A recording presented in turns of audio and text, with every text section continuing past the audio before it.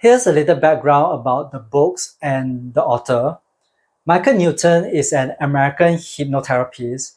You might have heard of past life regression therapies like those by Brian Weiss and other hypnotherapists. Past life regression is when you are put under hypnosis, taken back to a past life, and guided to heal any unresolved traumas that is still affecting you in your current life. But Michael Newton takes a different approach. Instead of focusing on past life regression, he focused on what he called life between lives regression. He explored what happened to your soul after you die, when you return to the spirit world, and what you do there, the afterlife, and all the journey along the way to the next reincarnation. In essence, past life regression look at key moments in your past life and death, while life between lives regression focus on the time after death until you are reborn. Michael Newton's research for his books comes from real client cases. Not one client remembered the whole journey in the afterlife, so he has to piece together their fragmented memories of their soul journeys to create a full picture of what happens after we pass on. The first book, Journey of Souls, maps out their journey from death to reincarnation in a chronological order, while the sequel, Destiny of Souls, break it down by topics to give reader more details and clarify questions they had about the first book. In this video, I'll share insights from both books along with my own thoughts and opinions, but just keep in mind, no one has the entire truth about the afterlife until we experience it ourselves. These ideas are just fragments of truth meant to help us explore and understand the spirit world a little deeper. And this information is filtered through our mind's interpretation and translated into words. We may use different terminology or words to describe the same experience. So take what resonates with you and leave the rest. The first big insight I want to share is the concept of soul division. In Journey of Souls, chapter 3, the author explains that when you return to the spirit world, you are greeted by your personal guides, your soulmates, your loved ones, and your friends. But what if they have reincarnated? Will they still be there to greet you? The answer is yes, because of soul division. When soul comes to earth, they leave a bit of their energy behind in the spirit world. You don't bring all of your energy with you into the new body. This is where we need to step away from thinking about the soul in terms of human and physical form. Most of us see ourselves as singular being, existing in one place at one time. The truth is, souls are more dynamic than we think. They can exist in multiple places at once. In Destiny of Souls, chapter 4, the author actually suggests that soul extension might be a better word than soul division. The soul we have on earth is just an extension of who we are in the spirit world. It really depends on how you see it. Like it can be also like the soul in the spirit world is an extension of your soul on earth. This is actually in line with what I've learned about lucid dreaming and astral projection, or even just regular dreaming. When you're asleep, part of your soul or consciousness stays in your body to keep things running, like your breathing and heartbeat. But there's this other part that goes off and wander into La La Land. Soul division or soul extension has been explored by many ancient culture and spiritual tradition. But isn't it amazing to know about this? Think about it. Not only does this mean that when you pass on, your loved one and friends will be there to welcome you, but it also means that if you ever feel lost, depressed, or weighed down by the life on earth, there's still a part of you back in the spirit world. That part of you remains untouched by the heavy, dense energy of this world. It's pure and full of love, and it can always serve as a guiding light to remind you of your true essence. That means whenever things seem overwhelming and tough, you can take a moment to connect with that inner soul or the higher self or spirit, whatever you want to call it. It has access to all the wisdom and insight you need. It is the part of your soul that is still very much connected to the spiritual realm. The second insight I want to share, which ties into the first, is that this division of soul is completely voluntary. Before reincarnating, you actually get to decide how much of your soul's energy you want to bring into your next life.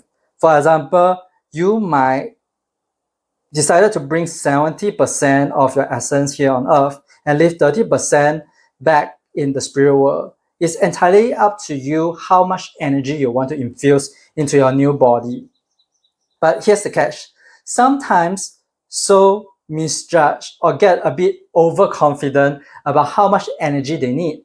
They might bring too little, and this can lead to challenges. One case talked about how his first husband only brought 25% of his energy to earth. When he died, he couldn't handle the despair and sorrow and ended up being stuck on earth as a ghost for a while before returning back to the spiritual world. But what we have to bear in mind is that only 25% of his energy is stuck on earth. 75% still remains in the spirit world, and he can still reincarnate and move on to a new life, which is exactly what happened in one of the examples given in the book too. Another case involves someone who brought 50%, but even that wasn't enough for the circumstances he faced. He thought that he should have brought more energy. Now, you might wonder, to play it safe, why not just bring 100% of your soul energy to earth? Well, the books explain that our human minds cannot handle 100%. It will overwhelm the brain. It will essentially blow the circuit. Plus, if we brought too much, we retain too much spiritual memory, which will take away the challenges and growth opportunities that comes from being human. And without those challenges, the whole purpose of coming to earth will be lost. So the division is all about balance and learning. Pretty fascinating, right? Here's another interesting insight I came across. A single soul can actually live multiple lives at the same time. Apparently, a soul can split into two or more parts, which means, for example, while you are living as Tom in the US right now, another part of your soul might be living as Betty in China or in Asia, both happening at the same time. Pretty wild, right? That said, this isn't super common. It's quite rare, and it's not exactly encouraged. Our spirit guides usually advise against it because it can really stretch and fracture your energy. But since we have free will, they won't stop you if you want to try it or experiment. So why would a soul split its energy if it's discouraged? The idea is that it can speed up experiences on Earth, allowing for more learning and accelerate awakening and growth. It's like Tom in the US is learning how to be, say, patient, while Betty in China is learning how to communicate more effectively. Both experiences are unique, but ultimately, they both contribute to Tom and Betty's overall soul growth. Especially if your soul lives in two totally different cultures and environment, the growth potential is huge. You'll learn to adapt and understand different perspectives, which can lead to a deeper understanding of yourself and the world around you. When I first read this, I kind of get excited because it reminded me of what I know about twin flames. If you are familiar with twin flames, they are said to come from the same soul but split into two separate bodies. Essentially, twin flames are two people who share one soul.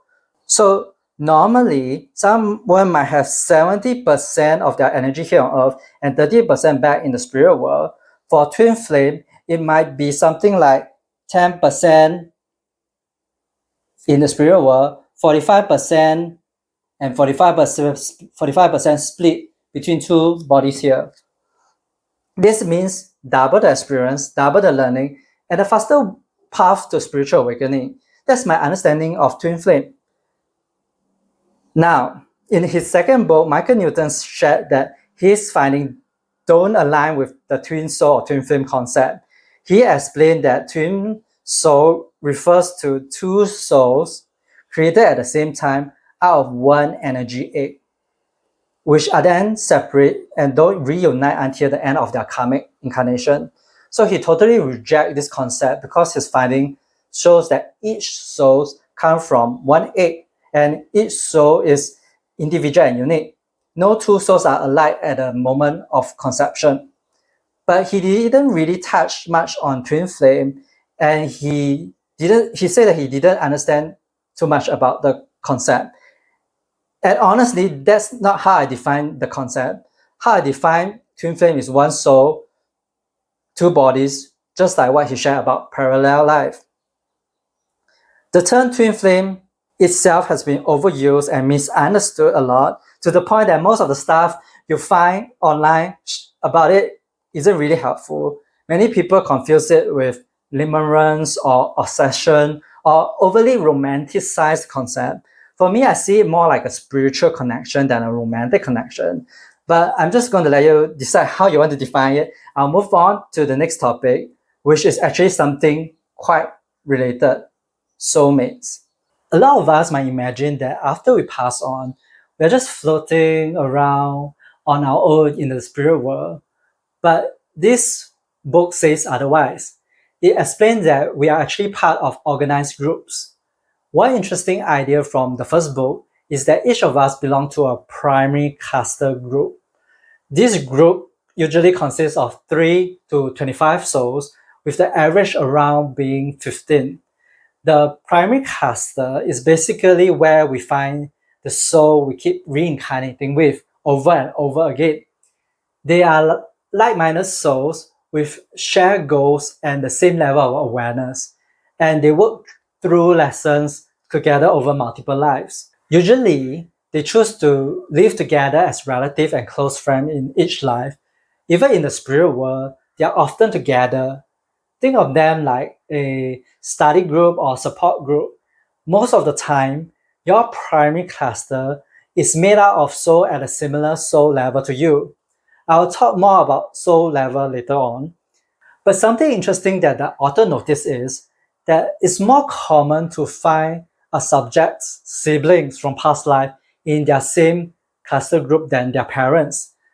I feel that maybe that's because the group often incarnate together around the same time. That's why they are usually part of the same generation. And you know that different generation brings different kind of energy, which coincide with the primary clusters having similar characteristics and attributes. The souls in the primary cluster are our soulmates. The second book gets more detailed, breaking soulmates into two types: primary soulmate and companion soulmates. Primary soulmates are the closest to us. They could be your spouse, your siblings, your best friend, or occasionally a parent. No souls is more important to you than your primary soulmates. Sometimes we meet our primary soulmates early in life. Other times we meet them later, after we have been through some stuff and grown enough to be ready for them. In some lifetime, we might not even meet them at all. That's because sometimes soulmates take breaks from each other to grow independently. The author mentioned that many of his clients said that their primary soulmates and them were becoming too dependent on each other, so they needed to grow on their own for a while. Over time, you might decide to come into a life without your soulmate. Your soulmate may remain in the spirit world because you have other lessons to learn. Maybe you want to develop independence and self-reliance, or just to experience a different type of love and connection.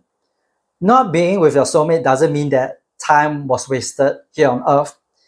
Even broken relationships can teach us valuable lessons. So going into relationships other than your primary soulmates are more intentional and planned in advance. You might even connect someone from a neighboring group instead, just to learn something from them. Companion soulmates are also important. They are part of your cluster group. usually about 3 to 5 souls. They support you in your current life and you do the same for them. Think of them as the inner circle within your inner circle. You are also very close with them. This primary cluster can be split into smaller subgroups, like this is one group and this is another group, but they are always connected as a part of the whole. Beyond your primary cluster, there are secondary groups too, which includes many more souls. Like there can be many secondary groups, and this whole group can have soul up to 1,000. These souls in the secondary groups are called affiliated souls. They aren't considered your soulmates. Sometimes you interact with members of secondary groups, and sometimes you don't. They can be your nice neighbor, your favorite teacher or mentor, or even harmful people. They might be someone who offer valuable guidance or advice during your life, or they may bring karmic lessons or challenges to trigger your growth. I found that the biggest takeaway from all this information is that spiritual growth isn't just a solo journey. It's something we do together and help each other with. So if you ever feel alone in your spiritual journey, remind yourself of this. Another fascinating topic covered in this book is the idea of soul levels. Here's the gist. Not all souls are at the same stage of development. Just like on Earth, where people have different level of awareness and consciousness, the spirit world also have varying levels of growth. In chapter 7 of book 1, the author even created a chart of soul learning stages from level 1 to level 6 based on the colors of the soul described by the clients. But before we dive into that, I just want to clarify something. This classification is just a framework the author created to make it easier to explain the differences between the souls.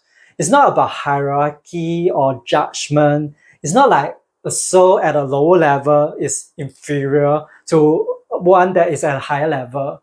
Instead of seeing this as a grading system, think of it more like the difference between a baby and an adult. They are in different phases of human development. You don't judge a baby for needing more care or for not being independent yet, right? They are just at their earlier stages of growth. So the same ideas with souls apply. Some are more advanced simply because they have more experiences and lessons on Earth. Now, for a quick breakdown of the stages, the main colors are white, yellow, and blue. As soul progresses, the colors shift from lighter to a darker shades. Level 1 and 2 are beginner souls. They are usually white or off-white in color. Level 3 and 4 are intermediate souls. They go from yellow to dark yellow. These souls are more independent.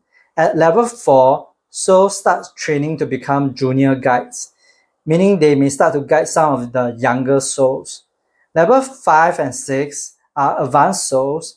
They have blue with tints of purple. These are your seniors and master guides. In chapter 5 of book 2, the author goes beyond and includes the subtle overlaps and mixes of color between this level. He also mentioned that there are levels beyond level 6. These souls are at higher level with purple color. The souls beyond level 5 are ascended masters and don't seem to reincarnate anymore. He only knows about them through what his clients have observed.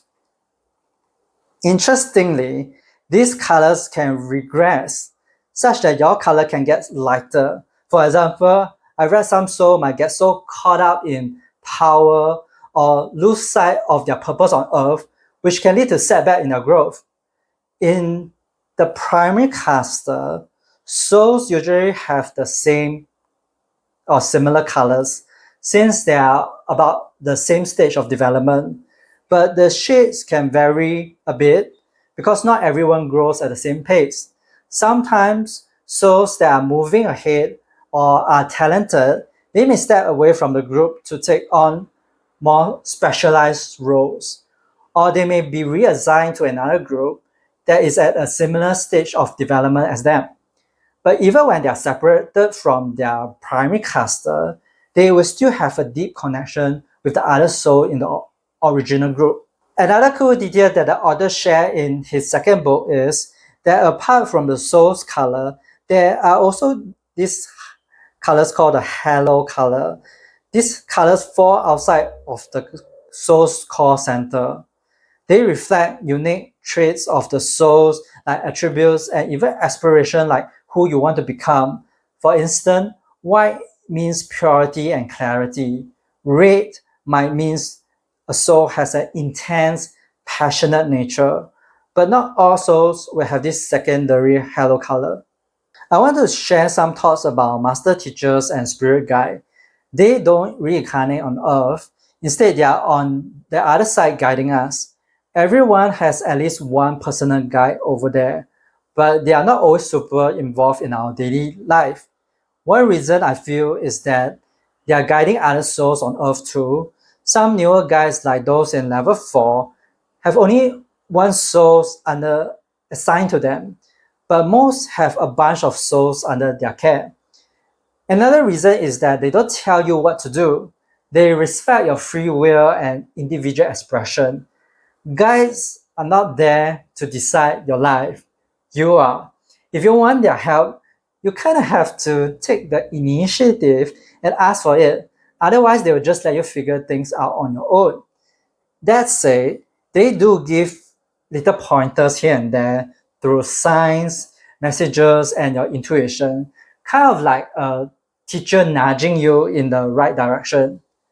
It reminds me of my time as a math tutor. I never just handed students the answer. I prompted them so that they could learn and solve problems themselves. Master teachers and guides work in a similar way. It's like a teacher and student relationship. Most of the time, they won't step in unless you are really off track. I had an experience like this about 10 years ago when I was feeling completely lost and even wanted to give up on my life. Then, out of nowhere, I heard this firm voice: connect to your purpose. You didn't come here just to die. You didn't go through epilepsy at a young age, grow up, and then just give up. And then that snapped me out of it. At that time, I thought it was my intuition or higher self, but now I realize it might be my spirit guide. They were steering me away from making a big mistake and reminding me to connect deeper to why I'm here on earth. And honestly, that's all we need, right? A little reminder. We already know our purpose deep down, but life gets messy sometimes and we forget. Our teachers are there to help us reconnect when we need it. Since seeing posts on suicide are what led me to this book, I want to talk a little bit more about this. This book has a clear message, which is suicide is not a pre-arranged karmic option for anyone. Suicide is not pre-arranged, meaning no souls come here on earth and plan for a suicide. Those souls who have ended their life always feel some kind of remorse and disappointment for themselves, because when they are back in the spirit world, they go through some kind of life review. They are shown different alternatives of how life could play out if they were to continue, and they realize they could do things differently. When you're on earth, you really can't see how to do things differently because you're so immersed in such dense energy and your problems. And of course, the kind of remorse and disappointment that souls feel in their afterlife is not as painful as those we experience as human. Emotions in the spirit world are not the same as what we experience here on earth. These souls just think that it's so silly for them to give up so easily. Like, why did I do that? There is also no punishment for taking their own life in the spirit world. But when you bail out early, you have to come back here to earth later and deal with the same thing all over again in a different life. And sometimes they do feel bad for their loved ones who have to deal with the pain they have left them with. And that's maybe why I felt such a strong energy from the other side. They wanted me to share a message that they are sorry and that they are okay in the spirit world, but they just can't get through to their loved one. because their grief is so strong. That prevents them from hearing about the message the souls want to convey to them. Here's an interesting question that the author dived in the second book. Do animals have souls like humans? According to the book, the answer is yes, but their souls are different from ours. Animals have souls, but their nature isn't the same as human souls. Energy is created and assigned to a specific physical and mental form, so animals can't reincarnate as humans, and humans can't reincarnate as animals. Their souls are not designed to handle the complexity and ego that comes with being a human. Even in the afterlife, human and animal souls exist in separate spheres. If you want to interact with a pet who passed on, you can call for them, and an animal caretaker will bring their souls to you, but you can't enter their sphere directly. I thought that this was quite fascinating, especially if you are a pet lover. Personally, I don't consider myself a pet person, but a couple of years ago, I went to this dog cafe in Bangkok, and I felt a surprising connection with this dog called Dean. I don't know why, but it felt like we had met before. It felt kind of weird, but it also felt great, if you know what I mean. Like there's a very strange, strong connection. This book also offers fascinating insights into what happens when we die. Contrary to movies, most souls don't stick around as ghosts. They head straight to the spirit realm. There is a force pulling them away from the body, and they float or rise higher and higher, often bringing a sense of freedom and peace. It's almost immediate, like just when they die, they are being pulled out of the body. Some linger briefly to watch over loved ones or attend their own funerals, but eventually they move on, as there are little things they can do here, especially if their loved ones are grieving and they can't reach out or get through to their loved one. Some stay longer when they have unsettled business. For example, in the cases of sudden death, like accidents or murder, higher beings often have to come here and assist these souls in their transitioning. Souls often leave their body just before death, especially if the body is in a lot of pain. I think there is an example in the second book. There's a story about this young couple in a car crash. The guy's soul left his body in the moment when he was flung out of the car, but souls tend to stay close to their dead body. I personally felt something similar. When my dad was in the ICU, I was sitting with him at night, and it just felt like he wasn't really there in the body anymore. But I did felt his presence.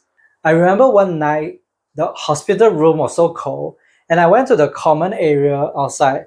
Weirdly, I felt him more in the common area than in the room with him. Uh, it was like I felt this compassion from him, almost like he noticed how tired I was, staying up late and looking after him. And deep down, I just kind of knew things weren't looking good for him. I think my dad didn't want to stay and keep suffering in a body that was dying. And he also didn't want me to suffer too, like looking after him. It felt like he was ready to go soon. Most souls return to the spirit world after death, and they reunite with the energy they left in the spirit world, and they join back with the primary caster. But there's a chapter in the first book called the Displaced Souls. Souls that are deeply damaged, they don't join back to their group immediately. Instead, their guides remove them from interacting with others for an indefinite period. For instance, souls that commit terrible acts or cruelty, they undergo isolation first before they go back to their spirit home. This isn't meant as a punishment, it's more like a time for self-reflection and healing. One case described it as an extensive private studies. Souls are inherently evil, but sometimes they don't assimilate well with their host brain and body. This can lead to poor choices or an inability to manage human impulses. However, every soul is held accountable for how they behave during their life. They can't use their body, brain, or environment as an excuse for their wrongdoings. After the isolation, they were given opportunities to return to Earth to experience the pain they caused, helping them truly understand the impact of their action. But not all souls accept this offer. Many are too scared that they will fall back into the same pattern. In cases where a soul rejects the offer, they are considered unsalvageable.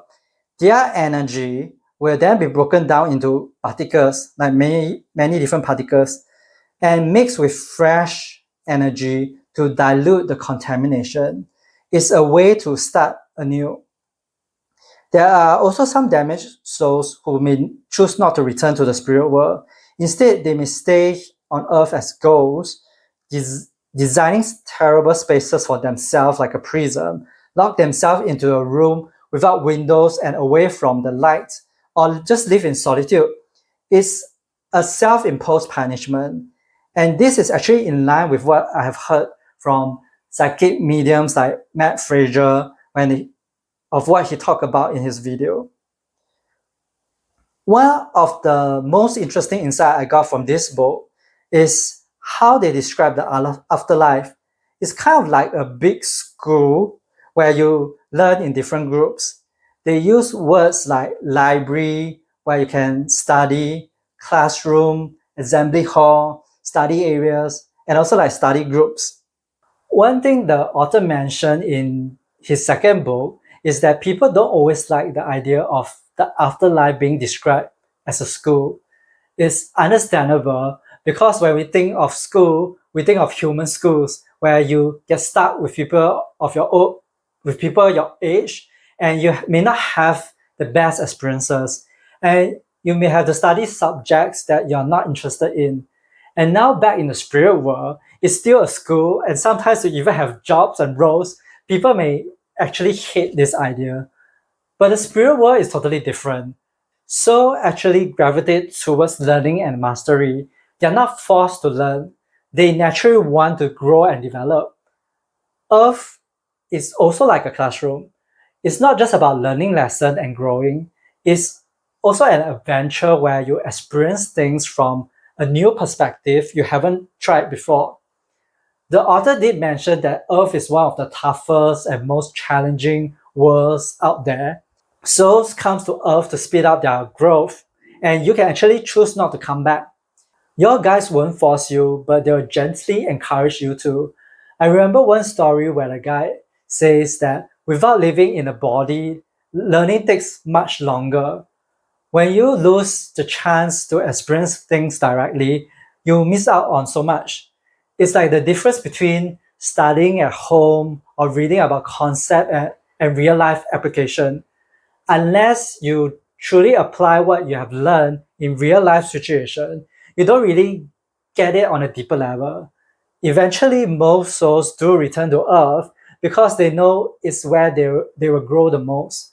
Especially if you see other souls who come back to the spirit world and tackle their challenges and experience huge growth. That's pretty inspiring. Instead of using the classroom analogy, I see life on Earth more like a game. It's like after your life review, right, in the afterlife, you realize how you could do things differently. So you want to come back to Earth to give it another shot. You want to play the game again. And a game without challenges is kind of boring. Sometimes we might even choose tough challenges, like a difficult body or mind, or dividing our souls between two bodies, because those experiences help us to grow more. The problem is, while we are on Earth, we often think that life here is the main event. Our minds tend to exaggerate our suffering and make everything on Earth feels more important than it is. But hopefully you can see in this video that the bigger picture is Earth is just a classroom where you are learning to deal with challenges. You're testing your ability to find solutions and navigate tough situations. It's just all part of a learning process. There's so much more I want to explore, like life review, life selection, and choosing your next body for reincarnation. But I don't want to make this video too long. If you want another video on life purpose, let me know. Also, share your thoughts on this book or Afterlife in the comment section below.